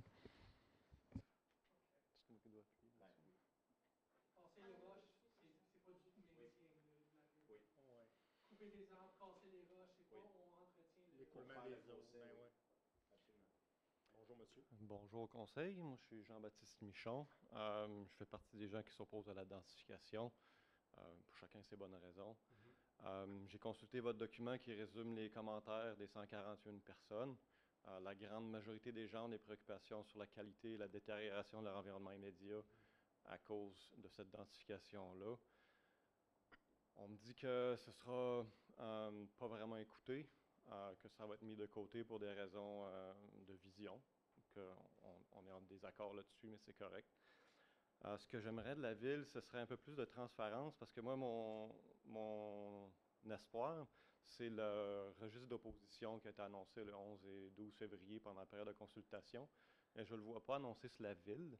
J'aimerais ça qu'il soit présenté de façon plus publique, plus ouverte, parce que je pense qu'un changement de cette envergure-là nécessite une consultation, probablement un référendum à grandeur de la ville. La majorité des citoyens sont à Cantley pour son aspect rural et sont touchés directement par cette densification-là. Fait que ma demande, ce serait d'un peu plus de transparence sur cet événement-là en particulier, s'il vous plaît. Je peux vous répondre. Je veux juste préciser, j'entends le point que vous demandez d'ajouter. Y a-t-il d'autres points? Parce que je comprends ce que vous dites, ça, c'est tout à fait... oui. C'est correct. Le reste des points, je les ai déjà passés sur les commentaires, puis je vais continuer à contribuer à ce processus-là. N'hésitez pas, si vous avez des questions, à nous écrire directement avec notre équipe ou à un élu. Ça va nous faire plaisir de vous rencontrer. Vous avez mentionné aussi que ça allait apporter des changements dans le futur. Moi, je fais partie des citoyens qui sont déjà touchés aujourd'hui par ces nouveaux règlements-là. Donc, éventuellement, je pense que c'est pas juste le futur, c'est l'aujourd'hui qui est touché. Oui, assurément, on commence aujourd'hui, mais il ne faut pas juste s'arrêter aujourd'hui. Ce que je dis, c'est à court terme, c'est à moyen terme, puis c'est à long terme. Donc, les citoyens qui sont là depuis 25 ans, oui, mais il faut voir les gens qui s'en viennent pour les 25 prochaines années aussi. C'est juste ça que je dis. J'entends ce que vous dites. Excellent, M. Michon, merci. Merci beaucoup. Tu as noté le point. J'ai noté le point, mais juste... M. Michon. Juste pour faire le commentaire suivant, les 11 et 12 février 2024, là, juste la municipalité a voulu être proactif en donnant une date aux gens immédiatement. La date officielle pour la consultation va devenir officielle à partir de l'acceptation du projet. Mais l'acceptation n'est pas encore faite, elle va être faite au mois de janvier. Pas de problème. Mais c'est pour ça que je vous dis, on a juste été proactif en disant tout de suite aux gens c'était quoi. Mais si l'acceptation n'est pas faite en janvier, ben la consultation ne se tiendra pas dans ces dates-là, la tenue du registre. Fait qu'on attend juste l'acceptation par le conseil de ça. Puis à ce moment-là, ben, si la mécanisme se tient, ben, dans l'échéance, c'est le 11 et 12 février qui va se tenir. Fait que c'est pas une cachette qu'on veut faire. Justement, on l'a dit d'avance pour ça. Merci beaucoup. Fait qu'on va le publier dès l'acceptation du conseil. Ça va être publié sur les médias sociaux et ces éléments-là. Merci beaucoup. Ça fait plaisir. Monsieur Michon, si je peux peut-être avoir un moment pour vous élaborer, c'est quoi vos inquiétudes au juste? Quand je vois des terrains qui sont limités à 0,7 acres sur un puits, un champ d'épuration, je suis inquiet pour la qualité de l'eau de ces résidents-là. Il y a beaucoup de gens qui ont déjà de la difficulté à avoir de l'eau sur un acre. Après un cycle de demi-vie d'un terrain, après 20 ans, 30 ans d'habitation, les gens ont besoin d'un deuxième emplacement, peut-être pour mettre un nouveau puits, un nouveau champ d'épuration. C'est difficile à faire en bas d'un acre. Je ne vois pas comment c'est soutenable à long terme de descendre à ces densifications-là avec la topographie qu'on a actuelle à Cantley. Je ne vois pas comment que, notre milieu présentement, qui est basé sur un écran végétal de 12 mètres entre les citoyens, qui est complètement disparu du nouveau règlement, il descend à peu près de 3 mètres avec l'entreposage de véhicules sur le bord de la ligne, etc. Toute l'intimité qui disparaît, je trouve que ça va affecter directement. Moi, ça m'affecte présentement. Ça va affecter beaucoup de gens. Pour moi, si vous voulez faire la densification, ça passe par des réseaux d'aqueducs, des réseaux d'égouts, mais ça ne passe pas par la réduction des terrains où des gens doivent produire leur propre eau avec moins de ressources. C'est des changements fondamentaux comme ça qui me préoccupent. Je vois des axes de grandeur majeurs. Je ne vois pas comment c'est soutenable à long terme. Bien, merci beaucoup pour les clarifications. Merci beaucoup.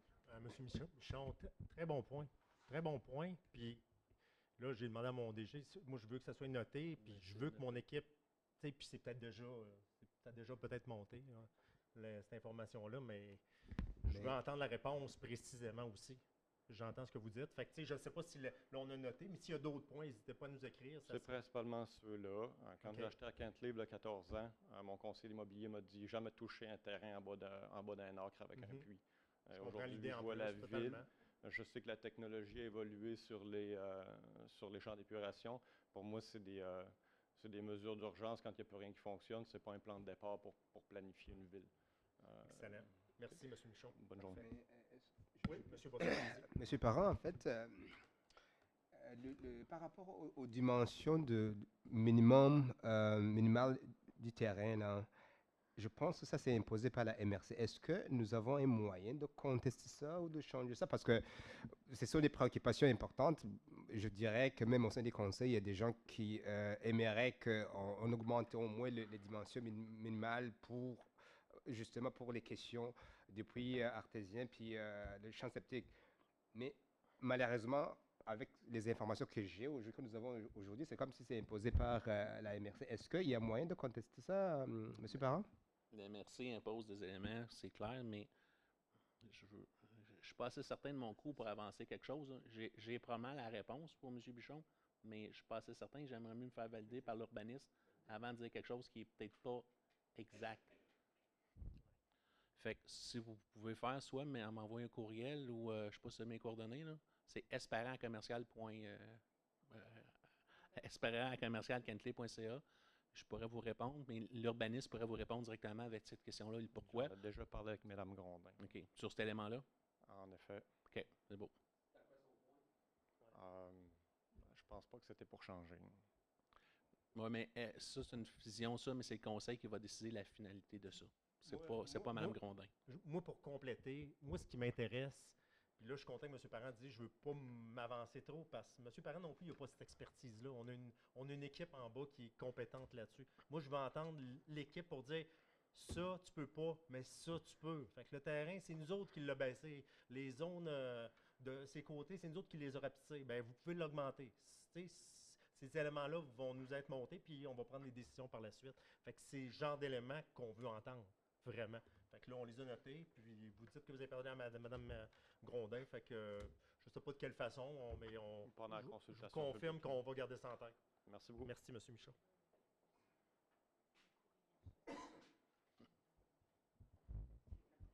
Bon, moi, j'ai une petite question. Bonjour, Simon Bonjour. Charlebois, ancien employé de la municipalité pour un contrat que j'ai eu l'année dernière. Concernant ce qui vient de discuter, oui, c'est ça, ça dépend des frontages sur rue, les dimensions pour bâtir un puits ou un champ septique là, par rapport à la ligne de frontage, puis la maison, puis en tout cas tout ce qui a rapport avec les voisins, puis tout ça, là. Mais je prends ce moment-là parce que cette semaine, je m'en vais en cours pour accusation criminelle parce qu'il y a des gens dans mon quartier qui ont fait des plaintes contre moi. Je suis quelqu'un de très... je suis pas très inoffensif. Je suis inoffensif, là, inquiétez-vous pas, je ne sauterai pas dessus. Tout ça pour dire que merci d'avoir répondu aux questions parce que je voulais juste valider avec sur le site Internet, là, les questions qu'on a posées pendant la séance de conseil. Est-ce qu'ils sont toutes inscrites? Non. Pas encore. OK. Parce que les petits post-it que vous avez fournis pour marquer des questions, c'était pas assez grand. Les questions avaient-tu été notées par l'équipe? Les questions sur le post-it, l'équipe Wells a tout ramassé, ont fait le rapport. C'est ce que vous avez vu entre les mains avec l'information. Oui, mais les questions, y apparaissent-tu présentement? Non, ils ont juste été soumis à vous pour le moment. Okay, je comprends. C'est ça, parce qu'il y avait des petits post-it. Moi, j'avais des questions peut-être de, je sais pas, 10 mots chaque. Là, fait que c'est un peu plus compliqué. Fait que j'ai pris une feuille puis j'ai marqué tout dessus. Ouais. Quelqu'un qui a oublié son téléphone?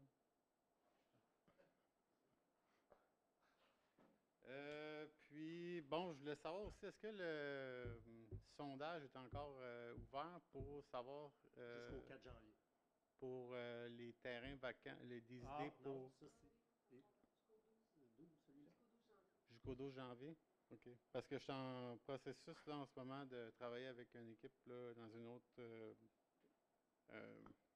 pas une autre province, mais une autre municipalité pour implanter tout le marché du carbone là, qui s'en vient là, pour la préservation, pour la captation de CO2, puis pour la transformer en O2, puis comment on peut valoriser les terrains municipaux là, pour...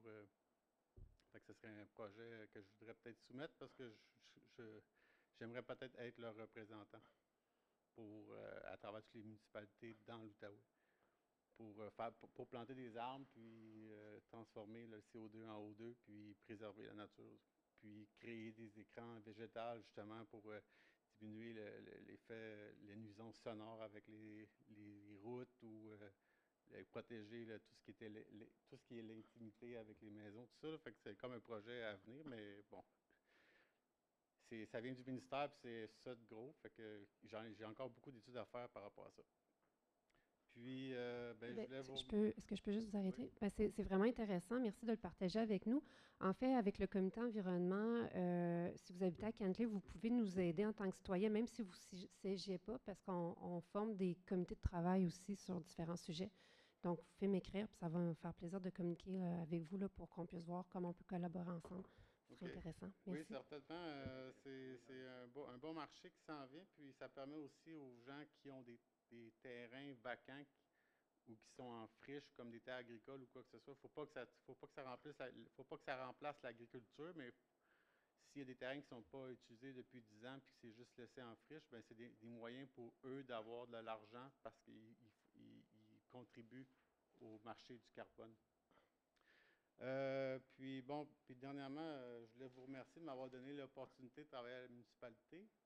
Puisque grâce à ça, j'ai eu mon permis d'ingénieur, puis j'ai été chercher aujourd'hui à Montréal dans la grosse brume, fait que je suis bien content de l'avoir. Félicitations. Merci. Merci, mon cher. Merci beaucoup. Ça va? Monsieur Bosca, vous vouliez ajouter quelque chose ou ça va? On est correct? Oui, non? L'intérêt collectif? OK. En fait, excellent. J'allais dire que monsieur peut soumettre son projet. On a un programme de soutien aux projets environnementaux. Je pense que je clarifie si ça peut être accepté ça peut rentrer dans notre programme. En fait. Oui, on a un nouveau programme de fonds verts communautaires pour les projets qui viennent de la communauté, là, c'est soit par exemple d'un organisme à but non lucratif, il faut que ça soit quand même enregistré, là. Ça peut être une institution scolaire, etc. Mais peu importe, je vous invite vraiment à communiquer avec moi ou à laisser vos coordonnées à Joanne pour qu'on puisse communiquer, puis si ça vous intéresse, là, puis on pourra collaborer ensemble pour trouver une façon là, de travailler ensemble. Merci. Merci beaucoup. Puis, dans le fond, on parlait tantôt des bénévoles pour les patinoires, pour les sites de glissade, pour l'implication au niveau des loisirs, au niveau de l'environnement. Gênez-vous pas. Le comité d'environnement, je veux dire, on a du monde calé là-dessus. Beaucoup. On a le comité des loisirs aussi. Fait que, il y a moyen de monter vos idées à ces comités-là et de vous impliquer d'une manière ou d'une autre, assurément. Sur ce, on procéderait à l'adoption de l'ordre du jour du 10 décembre 2024. Donc. Il est proposé par Mme Plamondon, appuyé par M. Normandin. Il est résolu que l'ordre du jour de la séance ordinaire du 10 décembre 2024 soit adopté tel que présenté. Le son est bon, Joanne? Merci. Adopté à l'unanimité. 4.1, adoption du procès-verbal de la séance ordinaire du 12 novembre 2024. Il est proposé par Mme Sarah Plamondon, appuyé par le conseiller M. Philippe Normandin. Il est résolu que le procès-verbal de la séance ordinaire du 12 décembre 2024 soit adopté tel que présenté. Questions, commentaires? Adopté à l'unanimité, merci. 6.1, au niveau de la greffe, dépôt du rapport annuel 2024 concernant l'application du règlement numéro 562-18 relativement à la gestion contractuelle de la municipalité de Kentley. C'est le dépôt du rapport annuel 2004 concernant l'application du règlement 562-18 relativement à la gestion contractuelle de la municipalité de Kentley. Il faut le déposer selon le code municipal. Excellent. Merci, M. Parent. Questions, commentaires? Il n'y a pas besoin d'adoption, dans le fond, ça, hein? C'est juste un dépôt. Excellent. 7.1, on s'en va au niveau des ressources humaines. Démission de M. Pierre-Yves Autier à titre de chef aux opérations à raison de 42 heures aux 2 semaines. Service des incendies et des premiers répondants. Il est proposé M. Jean-Charles Lalonde, appuyé par M. Jean Bosco. Il est résolu que le conseil, sur recommandation de M. Gilles Weckman, directeur du service des incendies et des premiers répondants, accepte la démission de M. Pierre-Yves Autier à titre de chef aux opérations à raison de 42 heures aux 2 semaines, et ce en date du 6 janvier 2025. Que le conseil transmette ses sincères remerciements pour le travail accompli au cours de son séjour à Kentley. Il lui souhaite beaucoup de succès dans ses projets. Questions, commentaires? Adopté à l'unanimité, merci. 7.2, c'est un point d'information, tableau des embauches et le mouvement de main-d'œuvre et organigramme. Merci, M. Parent. As-tu quelque chose à ajouter par rapport au tableau? Non. On s'en va aux finances. Adoption des comptes payés au 25 novembre 2024. Il est proposé par Mme Bellil, appuyé par M. Bosco. Il est résolu que le conseil, sur recommandation de M. Derek Murphy, directeur des finances, approuve les comptes à payer au 25 novembre 2024, ce répartiment comme suit. Un montant de 504 208 $ pour le traitement des salaires et discussion de la source, et un montant de 1 915 774 $ pour les dépenses générales, pour un grand total de 2 419 883 $. Questions, commentaires? Adopté à l'unanimité, merci. 8.2, adoption des comptes à payer au 26 novembre 2024. Il est proposé par Mme Bellil, appuyé par M. Normandin. Il est résolu que le conseil, sur recommandation de Rick Murphy, directeur des finances, approuve les comptes à payer au 26 novembre 2004 pour un montant de 205 516 $. Questions, commentaires? Adopté à l'unanimité. 8.3, concordance et courte échéance relativement à un prêt, à un emprunt par billet au montant de 1 179 600 qui sera réalisé le 17 décembre 2024. Il est proposé par Philippe Normandin, secondé par Jean Bosco. Les résolutions qui sont ici ont été faites aujourd'hui suite à l'information qu'on a retenue du gouvernement du Québec. Parce que vous comprendrez que les prêts, les concordances sont faites par...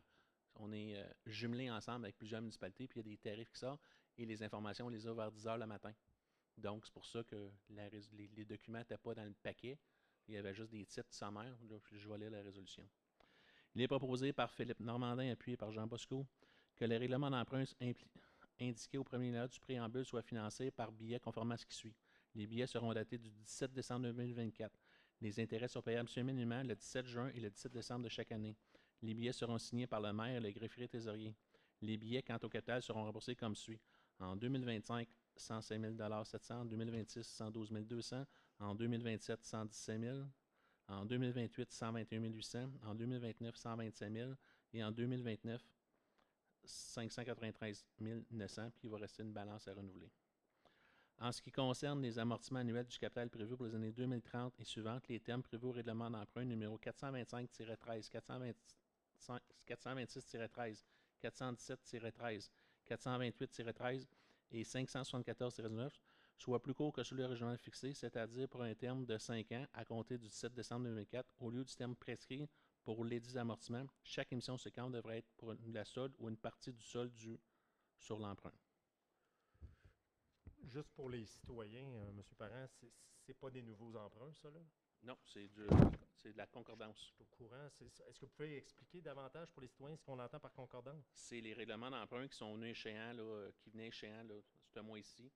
Fait que c'est comme une hypothèque. C'est comme si on renouvelle l'hypothèque d'une maison, mais on renouvelle ces prêts-là, tout simplement. Il y a des différences au niveau des dates de fin. Des différences, c'est ça qui crée ça, le petit ajustement à la fin. Puis on le voit dans la raison subséquente. Ils sont allés en appel d'offres, puis les taux d'intérêt des entreprises qui ont j'ai l'expression, soumissionné, excusez-moi. La Banque Royale, sur les 5 ans, ça représente un taux de 3,7 %. La Banque Desjardins, un taux de 3,75 %. Puis la Banque nationale a un taux de 3,81 %. Donc, c'est la Banque Royale qui a obtenu le financement pour 3,7 %. Excellent, excellent. Merci, M. Parent. Donc, 8.3, questions, commentaires. Autres? Adopté à l'unanimité. 8.4, adjudication du refinancement des règlements d'emprunt 424-13, 425-13, 426-13, 427-13, 428-13 et 574-19. Ici, ce qu'on vient faire, c'est attribuer le règlement d'emprunt à une institution qui a soumissionné. Donc, dans ce cas ici, c'est la Banque Royale. Fait qu'il est proposé par Mme Sarah Plamondon, appuyé par Jean-Charles Lalonde. Il est résolu que le préambule de la présente résolution en fasse partie intégrante comme s'il était ici où l'on reproduit, que la municipalité de Keighley accepte l'offre qui lui a été faite par la Banque Royale du Canada sur son emprunt par des billets en date du 17 décembre 2004 au montant de 1 179 600, effectué en vertu du règlement d'emprunt numéro 424-13, 425-13, 426-13, 417-13, 428-13 et 474-19. Ces billets sont émis au prix de 100 $ pour chaque 100 $, la valeur annuelle du billet échéant en série de 5 ans. Merci, M. Parent. Que les billets et capital intérêt soient payables par chèque à l'ordre du détenteur enregistré ou par prélèvement bancaire autorisé par celui-ci. Questions, commentaires? Adopté à l'unanimité. 8.5, avis de motion et dépôt du projet de règlement numéro 734-24, établissant les taux de taxes et la tarification des différents services pour l'année 2025. Jean-Charles Lalonde, conseiller municipal pour le district des Érables, district 5, donne avis de motion qu'il sera adopté à une séance subséquente du Conseil, le règlement numéro 734-24, établissant les taux de taxes et la tarification des différents services pour l'année 2025. Dépose le projet de règlement intitulé Règlement numéro 734-24, établissant les taux de taxes et la tarification des différents services pour l'année 2025.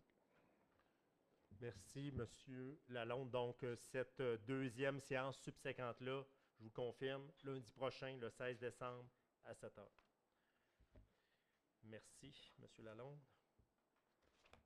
9.1, on s'en va dans les travaux publics. 9.1, entérinement de l'avenant au contrat de service professionnel en ingénierie pour la conception de plans et devis pour la réaffection du chemin au Gun et de la rue Chamonix-Est, contrat numéro 2020-60. Il est proposé par Mme Bellil, appuyé par le conseiller M. Lalonde. Il est résolu que le Conseil entérine l'avenant proposé par la firme Équipe Laurence au montant de 13 500 $ taxes en su pour la réalisation d'un second processus d'appel d'offres pour le projet de réfection de la rue Chamonix-Est, contrat numéro 2020-60. Que les fonds requis soient puisés à main le règlement d'emprunt numéro 651-21. Questions, commentaires, précisions? C'est pour aller la deuxième appel d'offres que vous avez les résultats à la page suivante. Excellent. Merci, M. Parent. Donc, adopté à l'unanimité. 9.2. Ça doit être le 9.2. Donc, adjudication d'un contrat pour les travaux de réfection de la rue Chamonix-Est, contrat numéro 2024-27. Il est proposé par Nathalie Bellil, appuyé par Jean Bosco. C'était correct, Mme Bellil? Il est résolu que le Conseil, sur recommandation de M. Richard Costine, chef au service exploitation et projet, octroie le contrat à Duro King Construction soit la compagnie 9200-2088 Québec Inc. au montant de 4 785 793 taxes en su pour la réfection de la rue Chamonix-Est sur une section d'environ 2,6 km, contrat numéro 2024-27. Que les fonds requis soient plus à même le règlement d'emprunt 651-21. Questions, commentaires? Madame Bellil. Merci d'avoir accepté cette fois-ci. Ça fait au-dessus de 3 ans là, que le projet de réfection de la rue Chamonix-Est est dû grandement. Donc, je suis vraiment heureuse qu'on puisse aller de l'avant finalement avec le projet. Malheureusement, il n'y aura pas de piste cyclable comme c'était prévu au départ parce qu'on a voulu réduire les coûts. Mais il va y avoir des accotements asphaltés de chaque côté pour assurer un déplacement un peu plus sécuritaire des gens qui se déplacent à pied, à vélo, avec les enfants, etc. Donc, ce n'est pas exactement le projet du départ, mais il y a des compromis qui ont dû être faits. Et ça va se faire, finalement. Donc, merci. Oui, monsieur Normandin va. Oui. Ouais, en tout, c'est une économie d'environ 700 000, 620 000 mais si on note le montant de 13 000 600 000 Puis il faut se souvenir que la principale économie, c'est dû au camionnage artisan qu'on a retiré du contrat parce qu'on ne va pas en appel d'offres. On n'a pas de fonds publics qui est donné par Québec, donc on pouvait faire cet élément-là. Donc, c'est principalement l'économie. Elle est située dans cet endroit-là quand on fait la révision de chaque ligne de soumission, là, c'est l'économie qu'on la voit, la plus grande importance, c'est là. Quand même significatif. Excellent. Oui? Il y avait un autre ajout, il y a peut-être juste un point, par exemple. Quand on n'avait pas accepté l'appel d'offres la dernière fois, c'était parce qu'on trouvait que les prix étaient trop chers. Le but, c'était de dénoncer un peu ces prix-là pour les faire baisser. Donc là, le prix a baissé, mais c'est parce qu'on a modifié l'appel d'offres. Donc, le message, disons, n'a pas nécessairement passé dans le sens qu'on souhaitait au départ, mais le résultat revient au fait qu'on va payer moins cher. Donc ça, c'est bénéfique, c'est certain pour tous. Mais on n'a pas le choix de modifier l'appel d'offres pour retourner en appel d'offres. Donc, c'était la seule manière de faire l'exercice. En fait, Monsieur Bosco, allez-y. En fait, Madame Bellil, je pense que c'était très, très important, justement, d'envoyer ce message-là. Puis, quand on regarde, quand bien même on a modifié l'appel d'offres, il y a quand même une économie importante, là. Donc, moi, je pense que c'est toujours important de trouver des solutions pour réduire les coûts, l'argent qu'on dépense des citoyens. Donc, pour moi, je pense que ça valait le coup, ça valait la peine de faire cet exercice-là, non seulement pour envoyer un message qu'on ne va pas accepter n'importe quel prix, mais aussi on a fait quand même des économies, même sans modification, même si on considérait quand même les mêmes spécifications, on a fait une économie au moins de plus de 150 000. Donc, ça valait la peine de le faire. 650 000. En fait, c'est juste parce que puisqu'on avait quand même accepté un autre appel d'offres et qu'on était incohérent, ça n'a pas donné le poids qu'on souhaitait, mais c'est certain qu'on est bien heureux d'avoir fait cette économie-là en bout de ligne. Absolument. Moi, je pense que toute façon qu'on peut utiliser pour réduire les dépenses des citoyens, je pense que ça vaut la peine de faire l'exercice. Si je peux compléter, c'est ce qu'on avait dit également, la montée des coûts en flèche partout. Et les entrepreneurs qui ont le gros bout du bâton avec les municipalités. C'est ça la vérité. Fait que là, on change les pratiques, on en veut on en veut plusieurs compagnies, on n'en veut pas 2, 3, on en veut 10, 12 qui soumissionnent à chaque fois. Puis c'est un mot que j'espère qu'il va se promener. Puis quand je dis le mot, c'est de pas juste à Caneclé, de partout. C'est comment être capable de dire non. C'est pas parce que l'équipe interne fait ses devoirs, va en appel d'offres que les élus, c'est directement, M. Bosco l'a dit, c'est directement les poches des contribuables. Donc, à un moment donné, de retourner faire leurs devoirs, ben c'est correct, c'est notre rôle de faire ça, puis ça a porté fruit ici. Il y a peut-être eu des petits changements, mais c'est correct. Autrement, il n'y en aurait pas eu du tout de rue. Fait que ça serait la même rue qu'on a encore. Fait que excellent. Très, très, très bonne décision. Très, très content de voir Chamonix-Est finalement, en effet, Nathalie, être faite. Très content. Donc, autre commentaire, questionnement, adopté à l'unanimité. 9.3, 3, j'en ai-tu un? L'autre côté, non, on s'en va au loisir. Donc 10.1, autorisation de procéder à la signature d'un protocole d'entente entre la municipalité de Kentley et la MRC des Collines de l'Outaouais, projet mural à l'espace culturel de Kentley. Il est proposé par Mme Plamondon, appuyé par le conseiller M. Lalonde. Il résulte que le conseil autorise la signature du protocole d'entente entre la municipalité de Kentley et la MRC des Collines relativement à une contribution financière non remboursable maximum de 20 000 pour la réalisation du projet mural à l'espace culturel de Kentley. Que le comité consultatif des loisirs et de culture et de l'événement, CCLEC, confirme par écrit le choix de la frise retenue. Que M. Gomez et M. Parent, directeur général et greffier trésorier, maire, je recommence.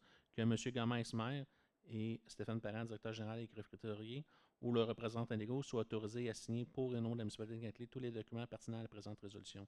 Ici, on parle d'une subvention qui est donnée par la MRC des Collines de 20 000 qui va coûter environ 3 000 à la municipalité pour avoir une fresque à la bibliothèque. Donc, dans le fond, un coût total de 23 000 avec une subvention de 20 000 de la MRC, dont on fait partie quand même. Fait que dans le 20 000, on paye un sixième de ça quand même. C'est des fonds qui viennent de Québec. C'est pas des fonds, qui sont payés à des municipalités. C'est vrai, en effet. Juste pour ajouter. Oui, allez-y, Mme Plamondon. Juste pour ajouter, c'est un artiste de Kentley qui va performer l'art sur la fresque sur le mur. Alors, on encourage local aussi. Merci. Merci, Mme Plamondon. Je demande le vote. Oui, Mme Bellil. Oui. Le vote, s'il vous plaît. Ah oui, OK. Le vote.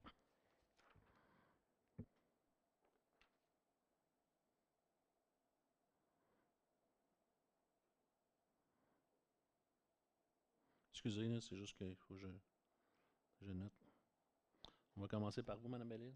Pour ou contre? Oui, c'est un très beau projet, mais ayant vu le budget, on est hyper serré, puis on a besoin de l'espace souvent pour des expositions locales, donc je vais voter contre. Contre. Monsieur Bosco? Moi,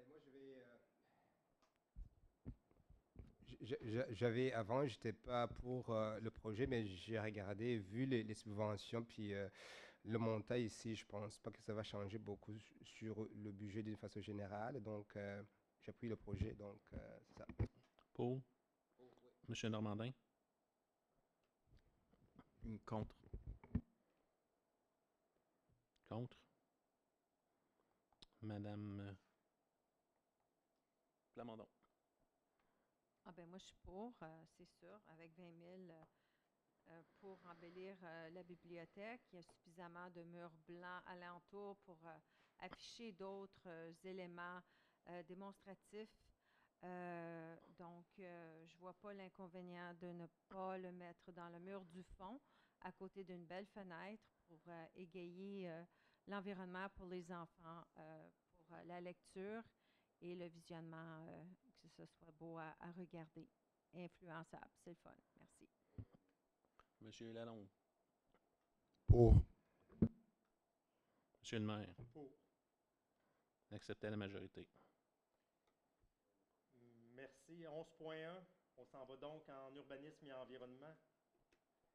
Donc, les 4 prochains, dans le fond, c'est les avis de motion pour les projets de règlement qu'on travaille dessus actuellement. Donc, 11.1, avis de motion, règlement numéro 660-2-24, remplaçant le règlement sur le plan d'urbanisme numéro 660-1-23. Oui, Nathalie Bellil, conseillère du district des Monts numéro 1, donne avis de motion qu'il sera adopté à une séance subséquente du Conseil, le règlement intitulé Projet de règlement numéro 660-2-24, règlement sur le plan d'urbanisme. L'objectif, est-ce que je lis le reste? L'objectif est d'abroger et de remplacer le règlement numéro 660-1-23 en vigueur par un règlement sur le plan d'urbanisme révisé en concordance avec le schéma d'aménagement et de développement révisé de la MRC des Collines de l'Outaouais. Merci, Mme Bellil. 11.2, avis de motion, règlement numéro 661-24 relatif au zonage, remplaçant le règlement numéro 269-05. Monsieur Bosco. Jean Bosco, conseiller du district 2, donne avis de motion qui sera adopté à une séance subséquente du Conseil. Le règlement numéro 661-24 relatif au zonage, remplaçant le règlement numéro 269-05. L'objectif est d'abroger et de remplacer le règlement de zonage numéro 269-05 en vigueur par un règlement de zonage révisé en concordance avec le plan d'urbanisme révisé ainsi qu'avec le schéma d'aménagement et de développement révisé de la MRC des collines de l'Outaouais. Merci, M. Bosco. 11.3, avis de motion règlement numéro 662-24 relativement au lotissement remplaçant le règlement numéro 270-05.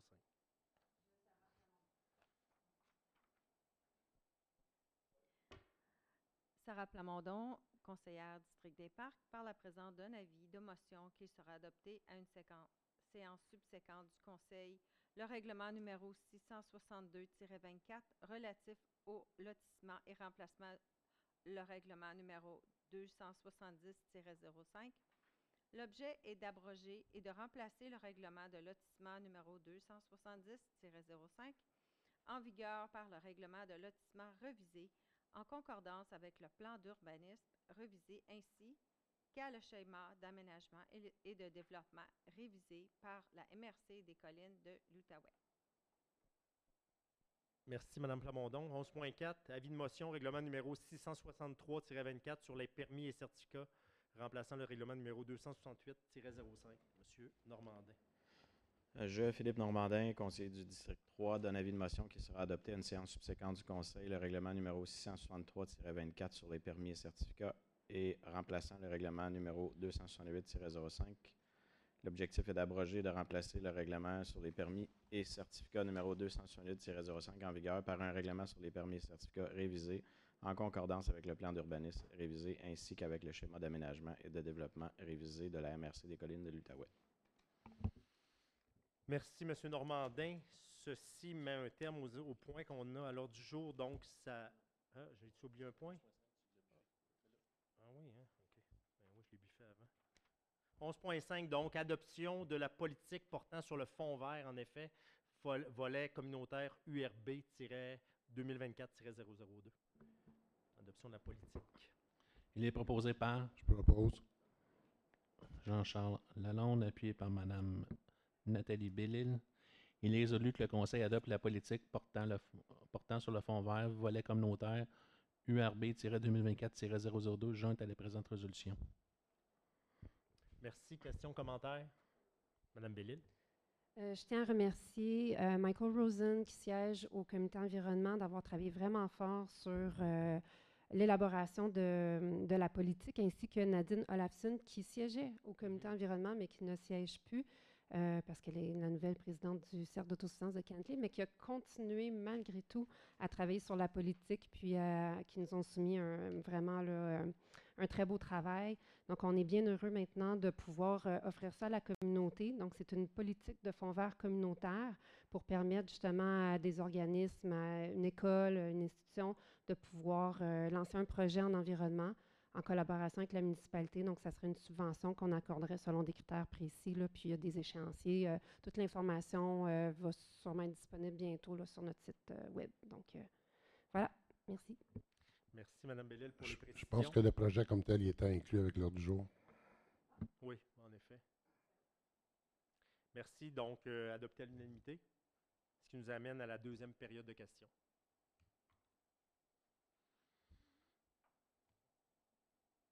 Ce qui nous amène à la parole aux élus.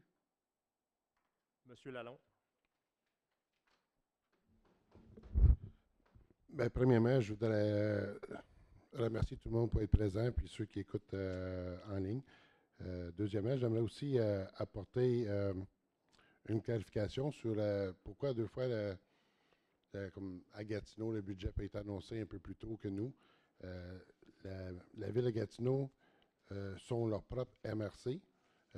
Nous, on est obligés d'attendre les budgets de la MRC des collines qui nous donnent notre part de contribution avant de pouvoir travailler sur notre projet, sur notre budget. C'est pour ça qu'on deux fois, on doit attendre un peu plus près de la fin de l'année parce qu'on doit attendre que la MRC fasse leur travail puis nous remet leur travail en premier lieu.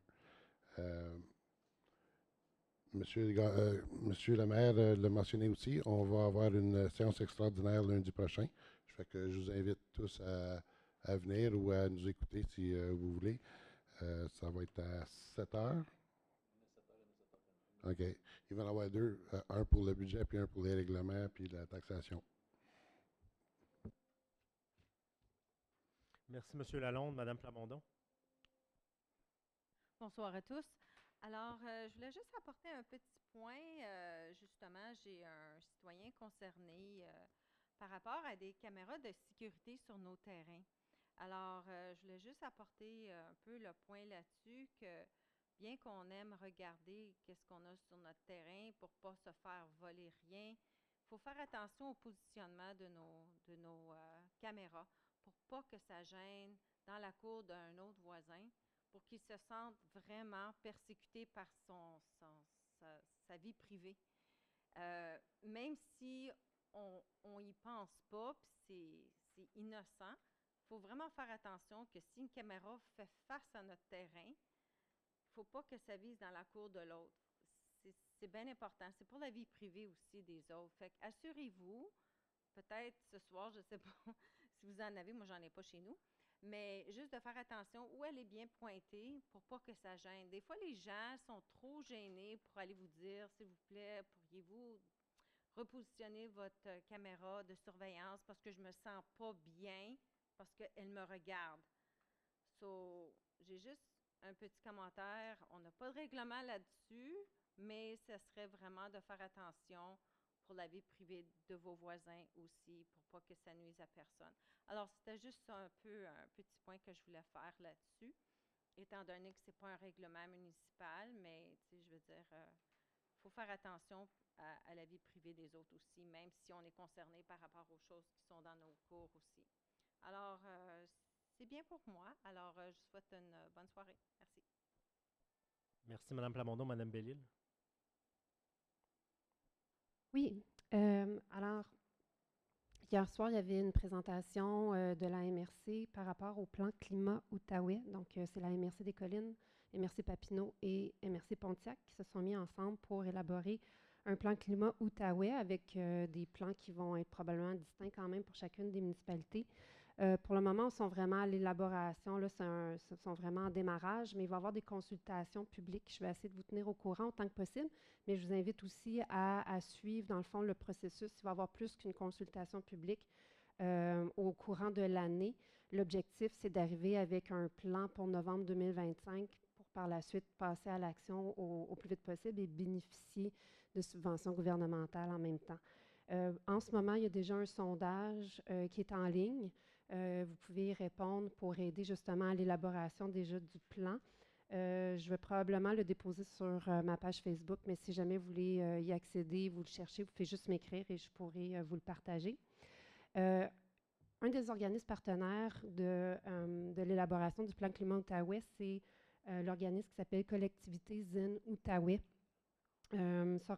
Cet organisme-là va venir au mois de janvier, le 9 janvier, nous offrir un atelier sur la façon, dans le fond, de développer notre stratégie dans le cadre d'atteindre une carboneutralité. Donc, en fond, c'est un atelier pour la transition, c'est le mot que je cherchais, pardon, la transition socio-écologique. Donc, tout le monde est invité à participer. C'est un peu des mises en situation à l'aide de récits pour nous amener, dans le fond, dans une optique future, pas trop loin non plus, là, quand même, pour voir comment est-ce qu'on pourrait mieux vivre ou quelles seraient les contraintes ou les craintes ou les bénéfices dans nos démarches pour atteindre la carboneutralité. Donc, je vais vous envoyer les informations dès que possible à ce propos aussi.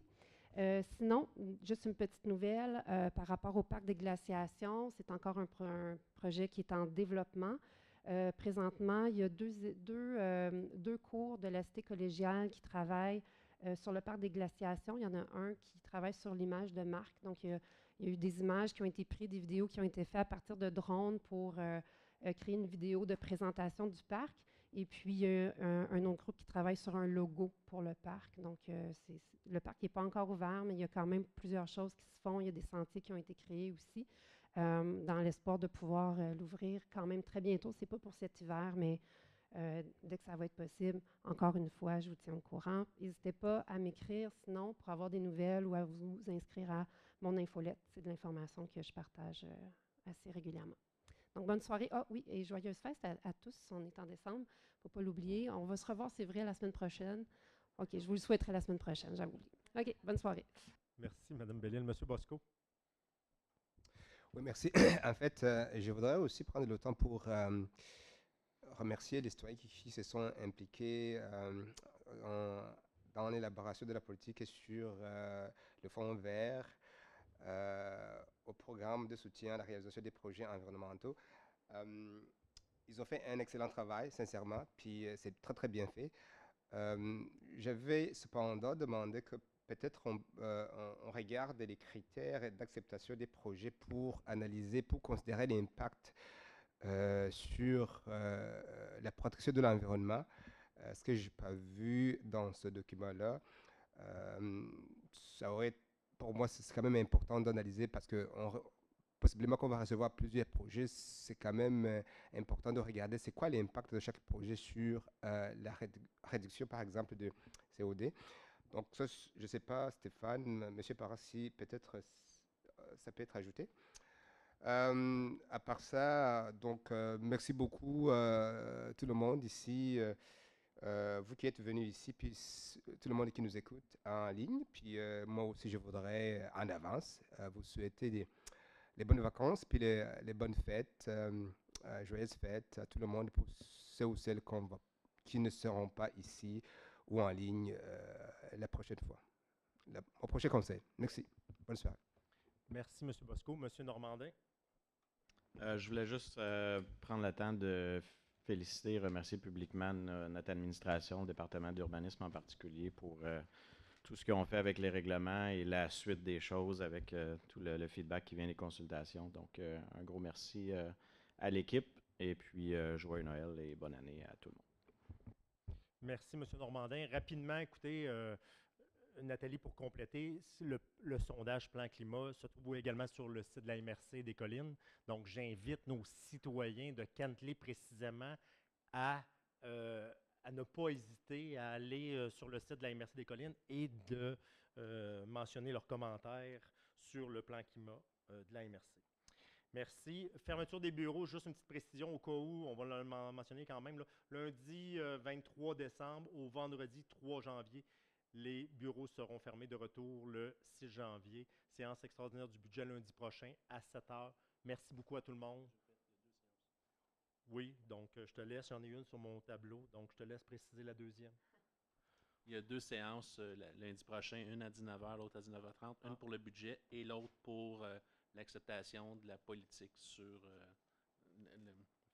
ce qu'on a fait aujourd'hui, la taxation. Donc, 2 séances back-to-back, 7 h, 7 h 30. Excellent. Merci beaucoup d'être ici présent ce soir. Bonne soirée à tout le monde. Merci.